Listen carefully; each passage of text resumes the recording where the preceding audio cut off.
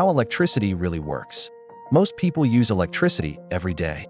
Lights, screens, chargers. But almost nobody is taught what electricity actually is. We grow up thinking of it as energy, or power, or something dangerous hiding in the walls. But electricity is much simpler than that. Electricity is movement. More specifically, it is the movement of electrons. Every material around you is made of atoms. Inside those atoms are electrons. In metals, electrons are loosely held. They can move. They don't move on their own. They move when they are pushed. That push is called voltage. Voltage is not electricity itself. It is pressure. Think of voltage like height in a water tower. The higher the water, the more pressure it creates. No pressure, no flow. Voltage creates the possibility for movement, but it does not tell you how much actually moves. That's where current comes in. Current is measured in amps. Amps describe how many electrons are flowing, not how fast, but how much. If voltage is pressure, current is volume. A narrow pipe under high pressure moves little water. A wide pipe under the same pressure moves much more.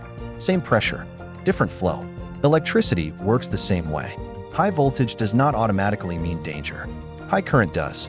Your phone charger uses high voltage inside, but very low current.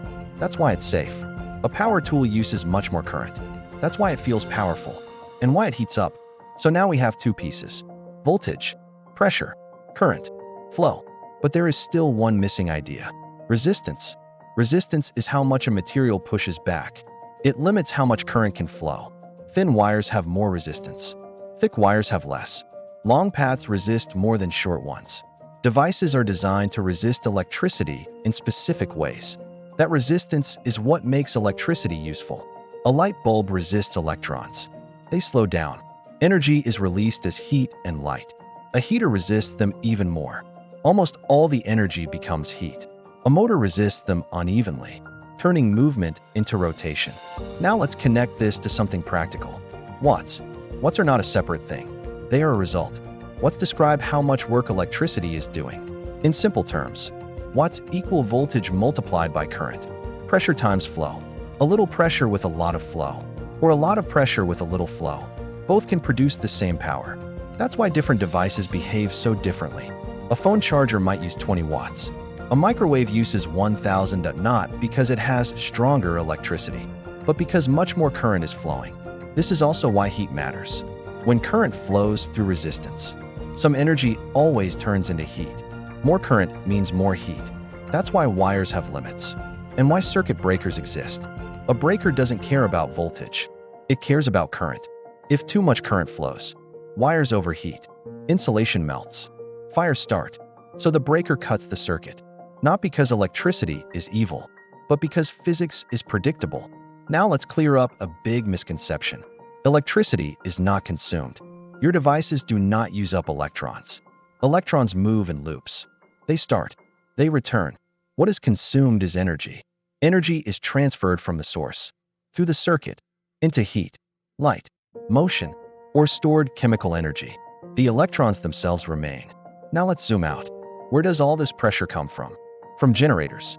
A generator is not a battery. It does not store energy. It converts motion into electrical pressure. Magnets spin near coils of wire.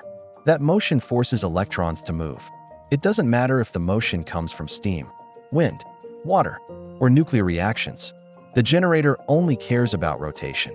That's why electricity from coal and electricity from wind are identical.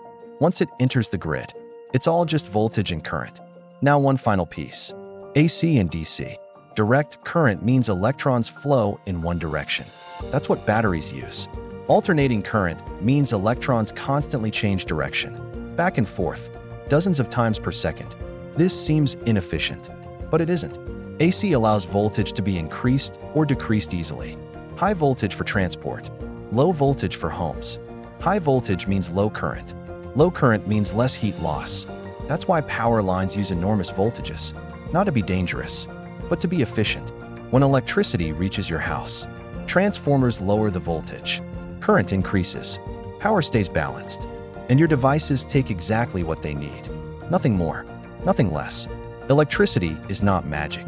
It is pressure, flow, and resistance. That's it. Did you already know this is how it works? Did something surprise you? Or would you like to know how something else works? Let me know in the comments. Thank you for watching. Till next time.